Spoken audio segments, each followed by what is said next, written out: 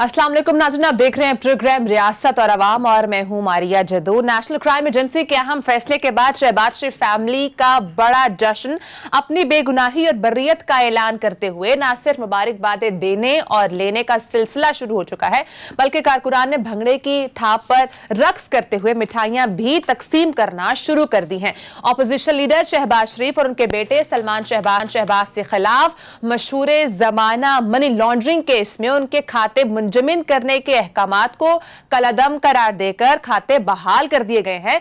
क्या नून लीग एक मर्तबा फिर जल्दी करने जा रही है? क्या कोई जल्दबाजी में तो प्रेस कॉन्फ्रेंस नहीं हो रही?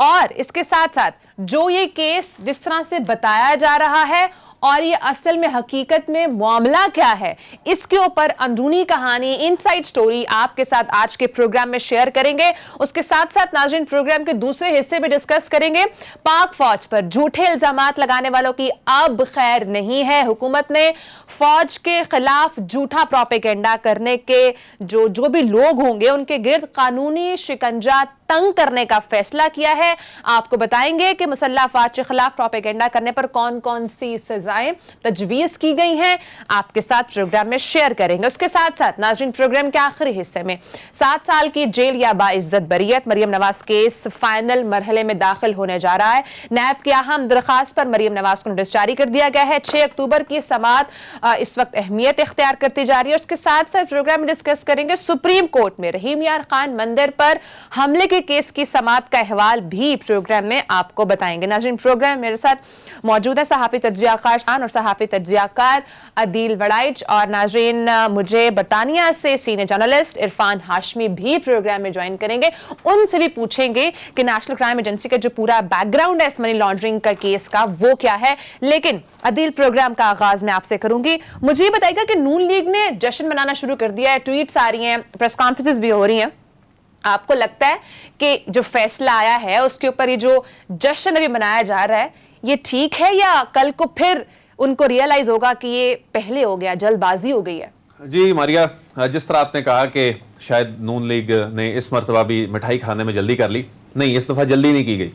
अच्छा, ये जो फैसला आया है, ये फैसले पे जो स्टैंप है और इसमें जो अकाउंट्स गैर मुंजमद करने का कहा गया है, ये 10 सितंबर को आ गया था। 17 दिन यानी नून लीग के इल्म में था। जो नून लीग के जो हामी वो जो लोग हैं जो तज्जिया करने के हवाले से हों या पॉलिटिकली, तो 17 दिन से ये इनके इल्म में था। ये अकाउंट जो हैं ये डी फ्रीज हुए, ये फैसला 17 दिन आया, ये खामोशी क्यों रही? इसका मतलब है जल्दी नहीं की गई। लेकिन 17 दिन बाद जो शॉट खेली गई है, मेरे ख्याल में ये गलत खेल दी है। उसकी रीजन ये है कि ज़ाहिर कल से माहौल तो यही बना है। आज तमाम अखबारों की सुर्खियां कि जी शहबाज शरीफ क्लियर हो गए, शहबाज शरीफ और खानदान के खिलाफ मनी लॉन्ड्रिंग का सबूत नहीं मिले। मैंने जो ऑर्डर पढ़ा है उसमें शहबाज शरीफ साहब का तो नाम ही नहीं है।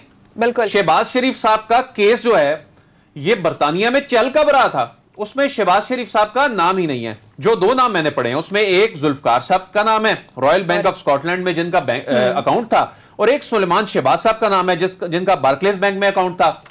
अच्छा, इसमें अब हुकूमत ये कह रही है जी कि नेशनल क्राइम एजेंसी को रिपोर्ट किया बैंक ने, और उसके बाद उन्होंने जब तहकीकात का आगाज किया तो उनका एक प्रोसीजर होता है, उसमें इनको मुंजमद कर दिया गया। फिर पाकिस्तान से रब्ता किया गया कि जी चूंकि आपके शहरी हैं तो इनसे मुतल्लिक कौन से केसेस हैं, ये हम पूछेंगे इरफान हाशमी साहब से कि इसकी हकीकत क्या है। लेकिन पाकिस्तान में यानी जो तासुर ये बना दिया गया है कि शायद शरीफ खानदान के खिलाफ मनी लॉन्ड्रिंग के जो केसेस हैं ये है ही बेबुनियाद थे।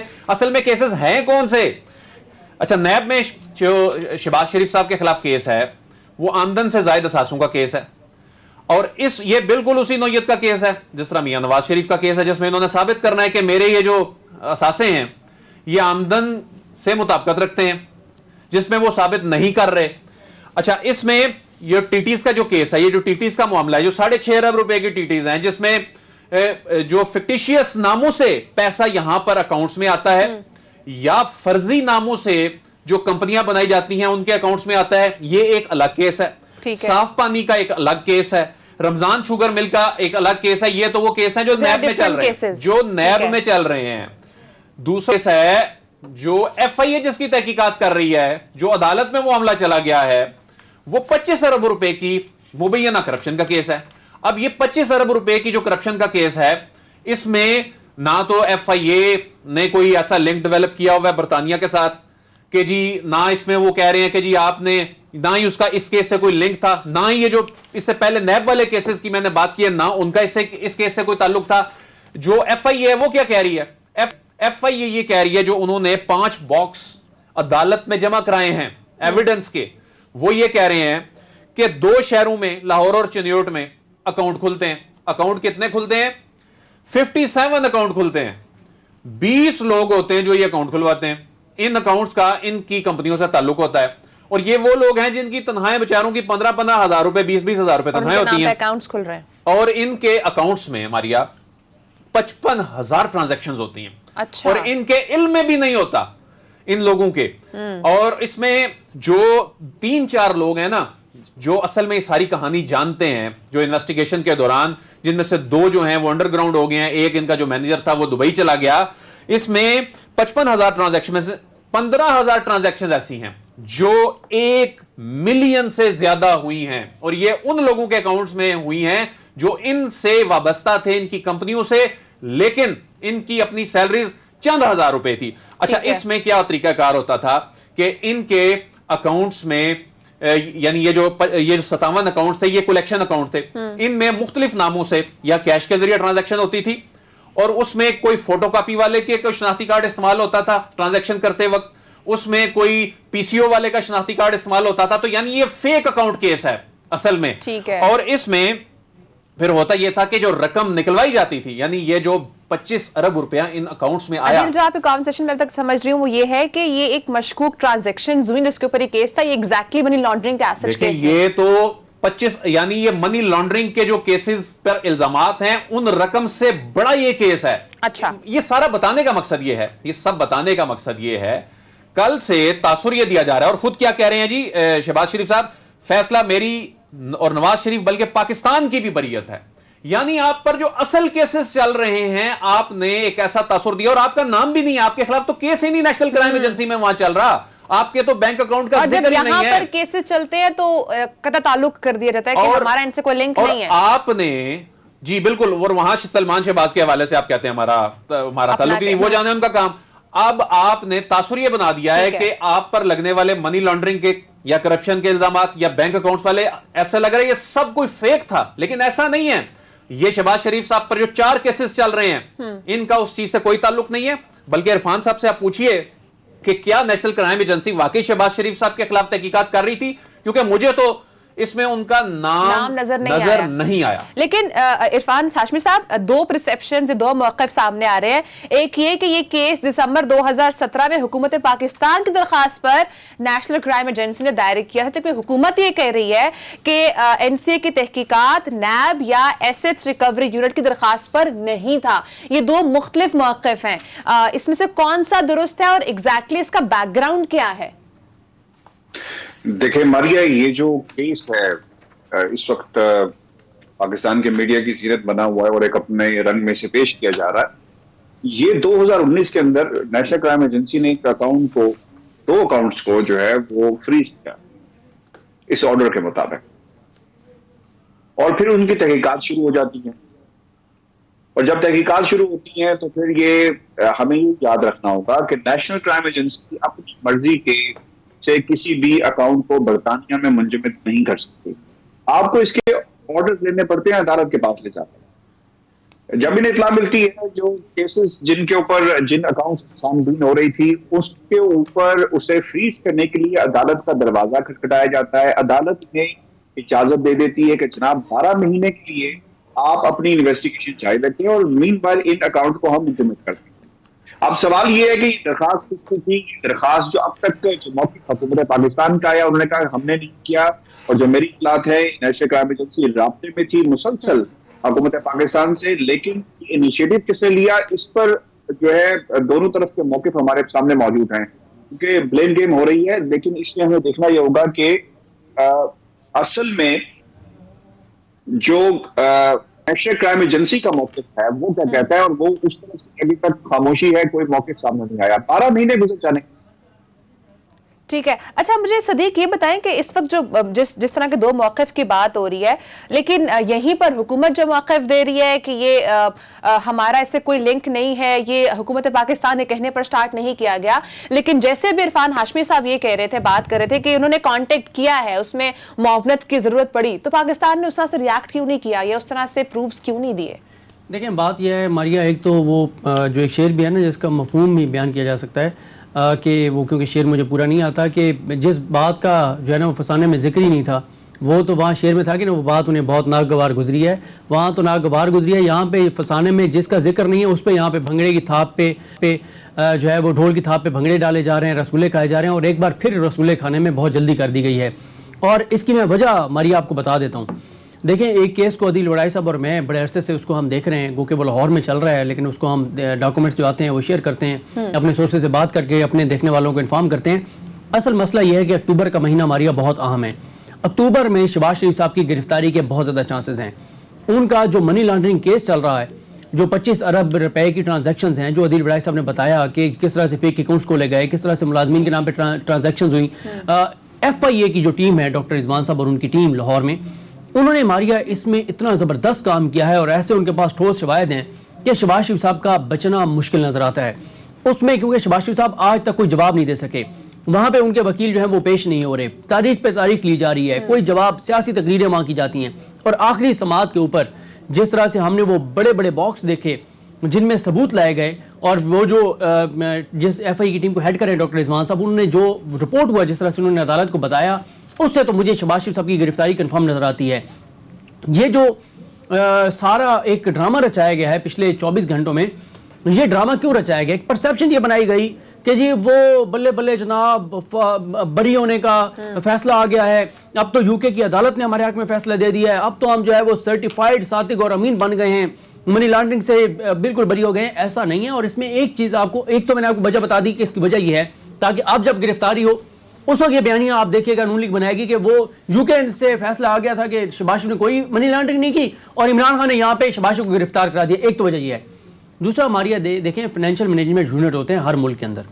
पाकिस्तान में फाइनेंशियल मैनेजमेंट यूनिट ने एक ट्रांजैक्शन उनको मशकूक लगी, वो उन्होंने FIA को भेजा। FIA ने तहकीकात की तो पता चला ये फेक अकाउंट है। आगे चलते गए, करते कराते वो आसिफ अली जरदारी साहब का वो फेक अकाउंट बन गया जिसमें 40 से 50 केसेस बनाने के JIT ने अहकाम दिए थे, और सबसे खतरनाक केस आसिफ अली जरदारी साहब के वही हैं, और उसी से वो तोशा खाना वाला केस निकला था, क्योंकि उन्हीं अकाउंट से एक ट्रांजैक्शन हुई थी। वहां से एक ट्रांजैक्शन से इतना कुछ हुआ। ये मुल्कों के अंदर ये सिस्टम होता है जब से मनी लॉन्ड्रिंग के कवानीन सख्त हुए हैं, टेरर फाइनेंसिंग, इस वजह से 9/11 के बाद जब भी कोई मशकूक ट्रांजैक्शन होती है उस मुल्क के इदारे उसको इन्वेस्टिगेट करते हैं। 1-2 इन्वेस्टिगेशन का मामला था, ट्रांजैक्शन का मामला था, उसको इन्वेस्टिगेट किया गया। इसका पाकिस्तान में चलने वाले केसेस से कोई ताल्लुक नहीं है। ये बिल्कुल एक गलत परसेप्शन बनाई गई है कुछ लोगों के साथ मिलकर। सदीक साहब, आपकी इजाजत से इरफान हाशमी साहब से मैं ये पूछना चाहता हूं। इरफान हाशमी साहब, ये बताइए कि शहबाज शरीफ साहब का नाम ऑर्डर में जब नहीं है तो अखबारों की सुर्खियां लग रही हैं कि जी शहबाज शरीफ साहब सुरखरू हो गए, बरी हो गए। ये माजरा क्या है? कोई इनडायरेक्ट लिंक था उन अकाउंट्स के साथ? ये कैसे, ये खबर बन के कैसे आ गई? आप तो इस मामले को खासतौर पे बड़े करीब से देख रहे होते हैं, इस तरह के जो मामलात को। आपके ख्याल में ये क्या, ये फीड की गई इस अंदाज में और अब जाकर ये सुबकी का सामना करना पड़ रहा है? शहबाज शरीफ साहब का तो नाम ही नहीं है उसमें। अच्छा, वैसे ये पहली दफा नहीं हुआ थी कि इन्होंने खबर को मिस रिपोर्ट किया है, बाकायदा किया गया है। आपको याद होगा जब ब्रॉडशीट का मामला हुआ तो उस वक्त भी नवाज शरीफ साहब ने कहा था ना कि आज आप बरी हो गए, तो फिर उसमें उन्होंने कहा कि जनाब आपका तो नाम ही नहीं है, आप किस तरह बरी हो रहे हैं। फिर वो काबिल मुसावी साहब इलेक्शन आते हैं। फिर एवन नसीम की कैशमेंट का मामला आया तो कहा गया कि काबिल ब्रॉडशीट को पैसे देने पड़ गए, हालांकि वो पैसे थे खर्चे के। फिर आपको याद होगा कि ये वतीरा इससे पहले ही वो लोग जो यहाँ से रिपोर्ट करते हैं इन केसेस को वो अपना लेते हैं। अब मामला एक अकाउंट का था, एक ट्रांजैक्शन का था, जिसकी बुनियाद के ऊपर इंक्वायरी की गई। 4 डेट्स दी गई हैं अदील, 4 दफा एक्सटेंशन की है। इसमें ये जो जज है, मैं इनका नाम भी आपको पढ़ता हूँ, जिन्होंने पहली जो इजाजत दी थी 10 सितंबर का जो फैसला जिन्होंने लिखा, वो निकोलस रिमर हैं, वेस्टमिंस्टर के जज हैं जिन्होंने ये फैसला लिखा है। उससे पहले जो जज थे वो बैरिस्टर है, बैरिस्टर उनका नाम है, डिस्ट्रिक्ट जज है। 15 दिसंबर 2020 को वो एक्सटेंशन देते हैं कि मजीद इन्वेस्टिगेशन की जाए। फिर इसके बाद एक और जज है डिस्ट्रिक्ट जज स्नो, जिन्होंने 15 जून 2021 को ये किया, और जो एसेट ये जो फ्रीज करने के हवाले से ऑर्डर वो पास करते हैं। अब इसमें अभी जो सबसे इंपॉर्टेंट बात है, अगर ये खबर झूठी है और अगर ये इसमें कोई सदाकत नहीं है, तो मैं तो आज भी शहजाद अकबर साहब को कह रहा था कि आप ऑफकॉम में जाएं, दरखास्त दें और इसके खिलाफ कार्रवाई करें, क्योंकि ये बहुत ही सीरियस चीज है। आपने जो जनरल पब्लिक है उसे गुमराह किया है, और बरतानिया में कम से कम फेक न्यूज की जो है वो गुंजाइश नहीं हो सकती। और उन्होंने मेरे प्रोग्राम में ये कहा, और मैं आपको बता भी दूं, वो बाकायदा ऑफकॉम में एक लॉन्च करने जा रहे हैं अपनी दरखास्त को, बाकायदा इसे जो वहां पे क्रिटिसाइज ऑब्वियसली नून लीग के हल्के तो करेंगे, लेकिन ये शिकायत अब बनेगी। और दूसरी बात, अगर आपने ऑर्डर पढ़ा हो, ऑर्डर के लास्ट में एक जुमला लिखा गया, the AFO's asset frozen orders are hereby set aside, उन्हें सेट असाइड कर दिया गया। 2 अकाउंट्स की बात की गई है, सलमान शहबाज और दूसरे उसमें जुल्फकार अहमद, और नीचे एक जुमला है, अगर आप देखें, there be no order as to the cost. मेरी इतलाफ के मुताबिक जो जराए जिन्होंने मुझे बताया कि एक सेटलमेंट की गई है, तकरीबन 1 लाख से 1.5 लाख का खर्चा आया। आपको याद होगा कि इन्होंने ब्रॉडशीट के मामले में जो एवन फील्ड की अटैचमेंट का मसला था, उसमें अदील पैसे अपना खर्चा वकीलों का मांगा था कि जनाब हमारे इतने खर्चे तो हुआ, हमें पैसे दिए जाए वकीलों की फीसिस की मद में, और बाद में नून लीग ने उस पर ढिंढोरा पीटा कि जनाब देखें ब्रॉडशीट को लेने के देने पड़ गए। अगर वो तो 20,000 पाउंड था, ये 1.5 लाख, 1 से 1.5 लाख पाउंड कोट किए गए हैं कि वकीलों के खर्चे आए हैं, तो इसको क्यों माफ किया गया? अगर सेटलमेंट हुई है तो इसमें तो बाकायदा लिखा गया है there be no order as the cost.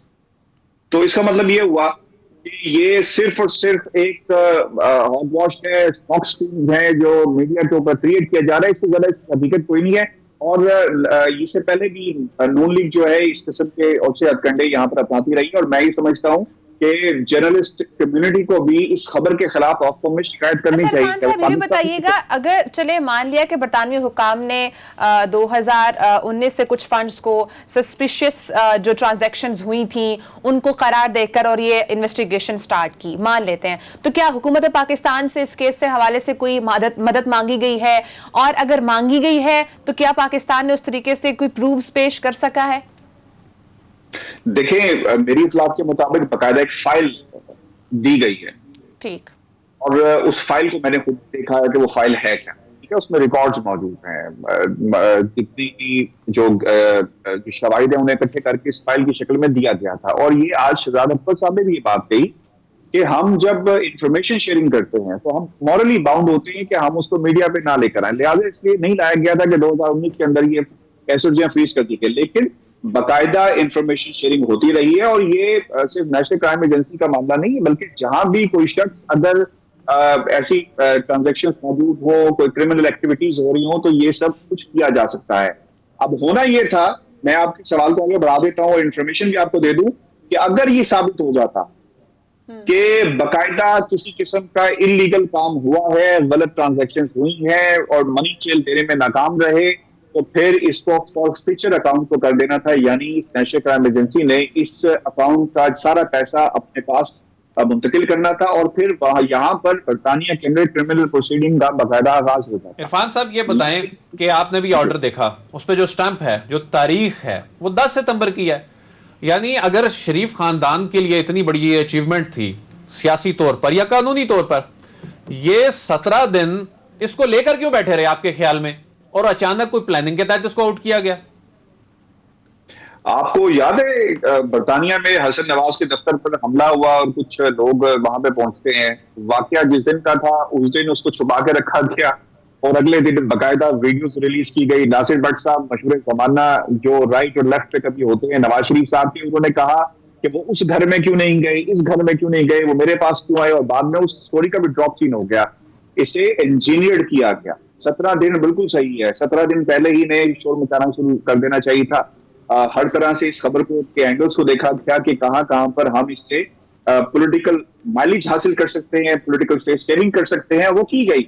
और ये पहली दफा नहीं है दी, ये चौथी बार पाकिस्तान मुस्लिम लीग नून के जो लंदन चैप्टर है यहाँ से हरकत की है और मैं ये समझता हूं कि जो इनके दाएं बाएं जो पीरबल है नवाज शरीफ साहब सर्टिफिकेट वो ये उन्हें ये अच्छी बात नहीं है कि एक तरीके से तमाम एंगल्स को देखकर फिर तमाम पब्लिक के सामने लाया गया, बेशक उसको जैसे मर्जी मोल्ड किया गया वो। 17 दिन बाद भी फिर ये स्टोरी बना दी थी। अच्छा है ना मारिया की मस्जिद एक्सपोज हो गए, पता लग गया आवाम को कि क्या है, और अच्छा हुआ। और मैं ये समझता हूँ कि इनके बीरबली ने अपने बीरबल बदलने पड़ेंगे जो इन्हें बता सकें कि क्या होगा क्या नहीं। और मैं आपको एक और खबर दे दूं यहाँ पे, कल जब ये मीडिया से जो पेपर शेयर किए गए तो इरफान साहब फिर मौक़िफ़ किसका दुरुस्त हुआ, हुकूमत का या इस वक्त जो नून लीग ने बनाया है? और मारिया के सवाल के साथ मैं ये अटैच करना चाहता हूं कि यानी बरियत हुई या नहीं हुई, ये वाजे कर दें जरा, आप वहां के कानून को जानते हैं, क्या ये बरियत है?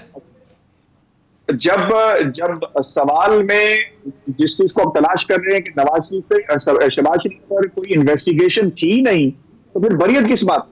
यहां पर किस अकाउंट में शहबाज शरीफ को चेक किया जा रहा था, कौन सा मनी लॉन्ड्रिंग का केस शहबाज शरीफ पर यहां पे था? लेकिन सलमान शहबाज को हुई, ऑर्डर के ऊपर बाकायदा वाजे तौर पे लिखा हुआ है, उसमें सलमान शहबाज के अकाउंट का जिक्र है, अकाउंट नंबर भी उसके अंदर मौजूद है, तो ये 2 अकाउंट का जिक्र है। और यहाँ पर मारिया मैं आपको ये बता दूं कि अब बाकायदा आज दोबारा जो है वो लंदन के अंदर एक बैठक भी हुई है और इस तमाम मामले को देखा भी गया है कि कौन मीडिया के सामने जाकर क्या बयान देगा। क्योंकि पाकिस्तान में तो आप सुन रहे होंगे डेमोक्रेसी के चैंपियंस जो है वो किस तरह सच साबित करने में लगे हुए हैं कि शहबाज शरीफ साहब आज एक बार फिर सुर्खियों हुए, बरियत हुई। और मैं आपको और अदील आपको याद होगा बरतानिया में डेली मेल का केस चल रहा है, मैंने उसकी हेयरिंग सारी अटेंड की टेलीफोनिक कॉन्फ्रेंस के अंदर, वहां पर भी ये कहा गया कि आज शहबाज शरीफ ने पहला राउंड इनके नाम था, याद है आपको? हालांकि हेयरिंग थी, उसमें फैसला करना था कि क्या ये इनकी जात को नुकसान पहुंचा है या नहीं पहुंचा, और जो इल्जामात है इनकी नोयत क्या है। तो तब भी आपने देखा होगा कि मीडिया ने कैसे इसको प्ले किया और मैनिपुलेट करने की कोशिश की कि आज पहली जो है पहला राउंड जो है वो शहबाज शरीफ का नाम पे रहा। बिल्कुल सही। ठीक है, बहुत शुक्रिया इरफान हाशमी साहब ने प्रोग्राम को बताया। ब्रेक का टाइम है, ब्रेक के बाद नाज़रीन हम आपको बताएंगे कि इस वक्त वज़ारत क़ानून और इंसाफ की जानिब से कौन से क़वानीन हैं जिनमें तरमीम की जा रही है। ब्रेक के बाद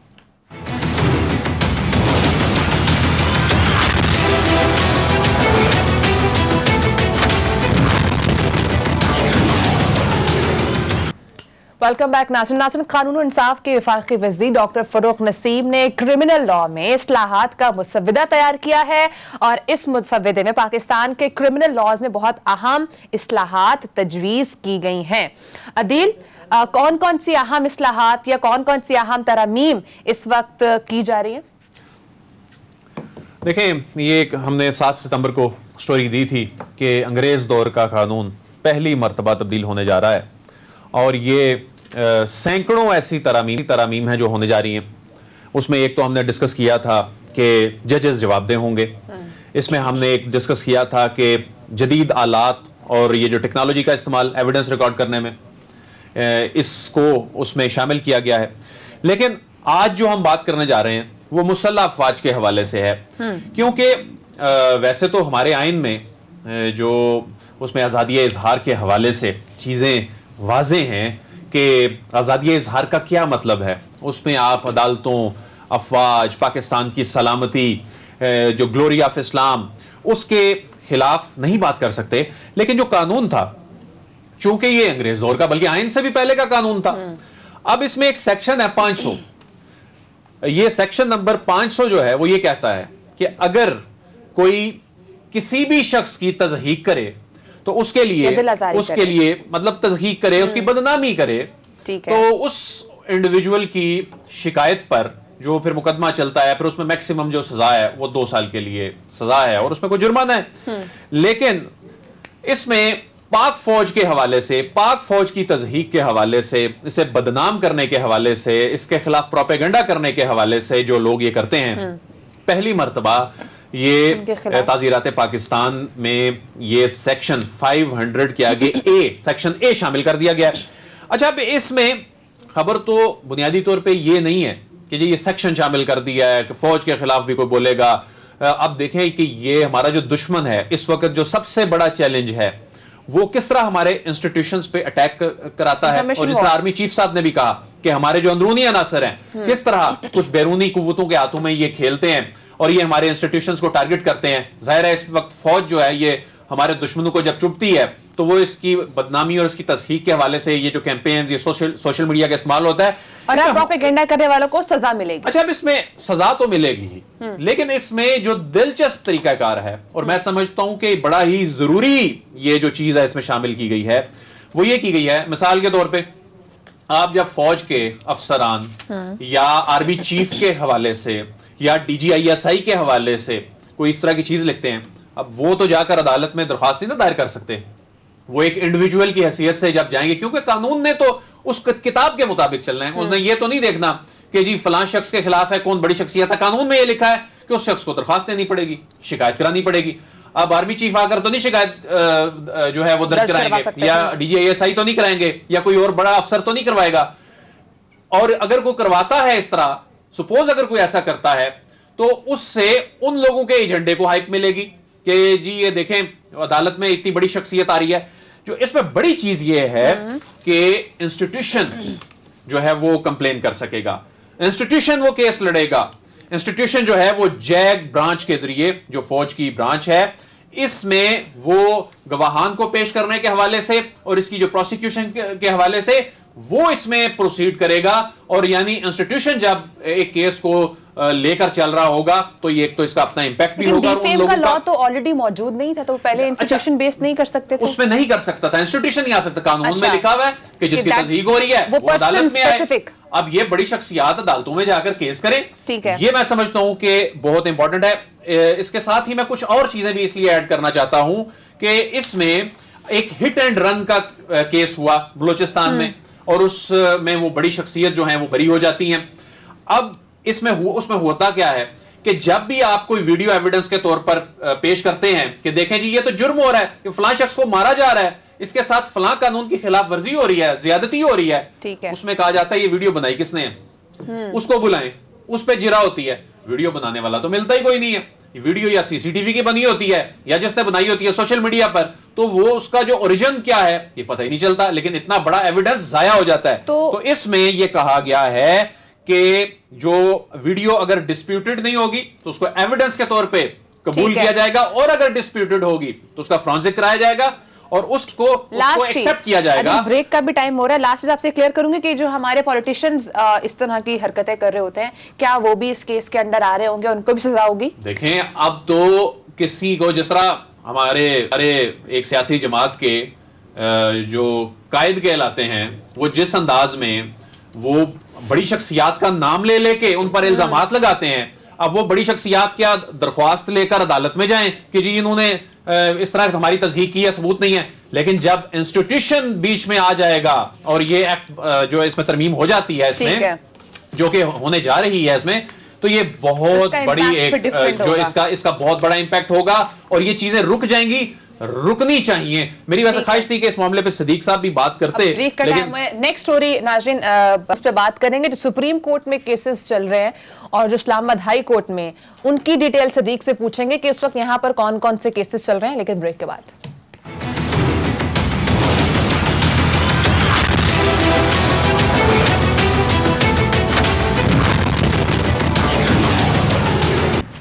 वेलकम बैक। नाज़रीन, सुप्रीम कोर्ट में, इस्लामाबाद हाई कोर्ट में कौन कौन से अहम केसेस हुए हैं, उससे पहले मैं जो हमारा लास्ट चंक में जिस पे हम बात कर रहे थे, सदीक मुझे ये बताइएगा कि जिस तरह से केस लाया जा रहा है, ऑपोजिशन ऑब्वियसली इसके ऊपर खेलेगी क्योंकि उनके ऊपर एक तरह से केसेस बनेंगे इन फ्यूचर अगर वो बात करते हैं।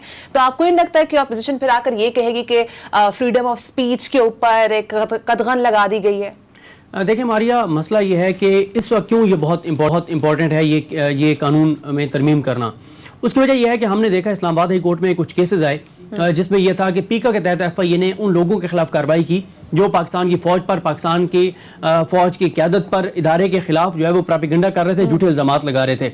लेकिन जब FIA ने उन लोगों को पकड़ा तो फिर ये चीज़ सामने आई कि पीका का जो सेक्शन 20 है उसमें नेचुरल पर्सन जो है वो किसी और के खिलाफ कंप्लेंट कर सकता है, यानी जिसकी तस्दीक हुई है वो ही सिर्फ शिकायत कर सकता है। यहाँ पे मसला ये था, जैसे दिल उड़ाई साहब ने कहा कि ये तो नहीं हो सकता कि आर्मी चीफ के खिलाफ बात हो तो आर्मी चीफ दरखास्त दे।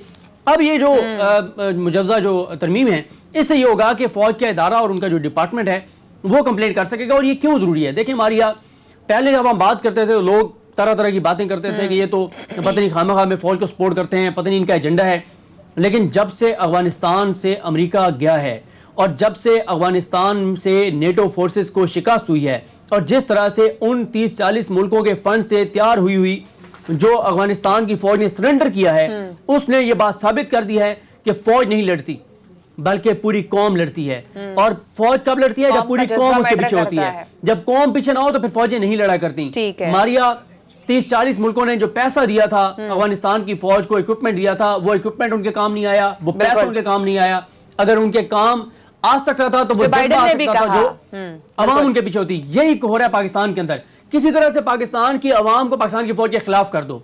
जिस दिन ये कामयाब हो गया ये कुव्वतें, उस दिन खुदा न खास्ता पाकिस्तान के लोगों को फिक्रमंद होना पड़ेगा। लेकिन जब तक पाकिस्तान के अवाम पाकिस्तान की फौज के पीछे खड़े हैं, तब तक पाकिस्तान को दुनिया की कोई ताकत शिकस्त नहीं दे सकती। और यही एजेंडा है 5th जनरेशन वॉर, यही है कि पाकिस्तान के अंदर ही इंतशार फैला दो, पाकिस्तान के अवाम को पाकिस्तान की फौज के खिलाफ कर दो।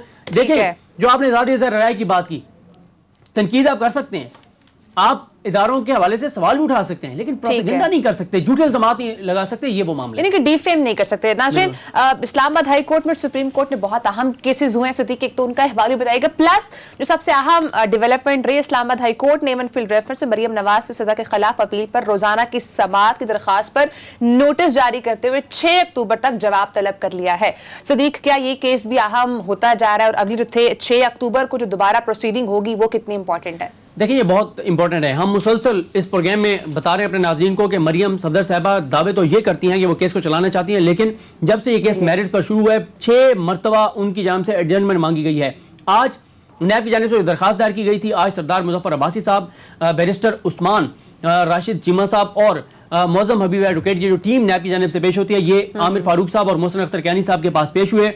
और आज उन्होंने कहा कि सर, जो कुछ ये आपके साथ कर रहे हैं, जो कुछ इस अदालत के साथ कर रहे हैं, ये किसी सिविल जज की अदालत के साथ भी किया जाए तो ये गलत है। लेकिन आप इंतहाई तहम्मुल का मुजाहरा कर रहे हैं, आप बड़ापन दिखा रहे हैं। लेकिन मसला ये है कि ये जो शरीफ खानदान है, ये तो इस तरह कभी भी केस नहीं चलने देगा।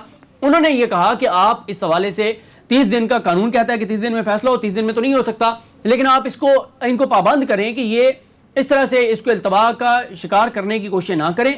उसमें फिर आज ये हुआ कि अदालत ने शरीफ फैमिली के वकला को नोटिस कर दिए, शरीफ फैमिली को नोटिस कर दिए। उसकी वजह यह है हमारी, ये कहा बैरिस्टर उस्मान साहब ने आज अदालत को कि देखें, एक वकील जिसने पावर अटॉर्नी विड्रॉ नहीं किया, उसकी जानिब से एडजर्नमेंट मांगी जा रही है। एक जो अभी जो आए ही नहीं अदालत के सामने, उसकी जानिब से भी एडजर्नमेंट मांगी जा रही है। तो ये क्या तमाशा अदालत के साथ हो रहा है। फिर दूसरा केस जो आज जिस पे बात करना जरूरी है, वैसे HEC का भी आज ये केस, उस पर भी बात करते हैं अगर टाइम मिला तो, लेकिन जो पाकिस्तान के लिए इंपॉर्टेंट केस हमारी वो था रहीम यार खान मंदिर पर हमले का केस। देखें, ये है वो चीज, एक तरफ इमरान खान का पाकिस्तान देखें, एक तरफ चीफ जस्टिस पाकिस्तान जस्टिस गुलजार अहमद की सुप्रीम कोर्ट ऑफ पाकिस्तान देखें, दूसरी तरफ मोदी का भारत देखें, दूसरी तरफ जो चीफ जस्टिस है इंडिया का, उसकी अदालत देखें। फर्क जमीन आसमान का नजर आ जाएगा। दुनिया देखे इस चीज को।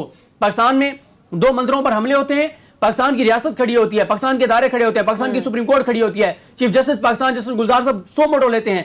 जो हमले करने वाले थे उन्हीं से पैसे रिकवर करके मंदिरों को बहाल किया जाता है, मुसलमान खड़े होकर सिक्योरिटी देते हैं, हर एक की अकीदत की रिस्पेक्ट की जाती है। और फिर इसमें मारिया देखें, पाकिस्तान से एक आवाज भी ऐसी नहीं आती जो ये कहे कि ये ठीक हमला हुआ है और उनके ऊपर फर्द जुर्म आयद होती है, उनको सजाओं की तरफ हम तेजी से बढ़े। भारत में क्या हो रहा है? मुसलमानों के ऊपर जुल्म करने वाले, मुसलमानों की जो कत्ल करके उनके ऊपर छलांगे लगाने वाले, फिर मस्जिदें शहीद करने वाले, उनको वहां की अदालतें बरी कर रही हैं। उनकी अदालतें भी बेबस नजर आती हैं। मोदी की जो दहशतगर्द सोच है, जो RSS की सोच है, जो हिंदुत्व सोच है, उसके सामने उनकी सुप्रीम कोर्ट बेबस है। दूसरी तरफ पाकिस्तान की सुप्रीम कोर्ट, पाकिस्तान के चीफ जस्टिस पाकिस्तान, मैं मारिया उनको कभी भी मैं नहीं देखता कि वो इस तरह से एग्रेसिव हो, कभी भी मैंने नहीं देखा कि जीरो टॉलरेंस हो। एक जिस मामले पे सबसे ज्यादा जीरो टॉलरेंस और सख्त रवैया होता है पाकिस्तान की सुप्रीम कोर्ट और चीफ जस्टिस पाकिस्तान का, वो अक़लियतों का मामला है। ये फर्क है इमरान खान के पाकिस्तान में और भारत के दहशतगर्द मोदी के भारत में। ये वो फर्क है जिसको दुनिया को देखना चाहिए। और इस वक्त जो अक़लियतों के मामले पर मुख्तलिफ रवैये इख्तियार किए जाते हैं, पाकिस्तान की बात की जाए या भारत की बात की जाए, उसको हमें नाजरीन रोकना होगा। बहुत अहम केसेस की आज समाअत हुई है। टाइम खत्म हो चुका है नाजरीन। कल आपके साथ नई स्टोरीज के साथ मुलाकात होगी। अपना ख्याल रखिएगा। अल्लाह हाफिज।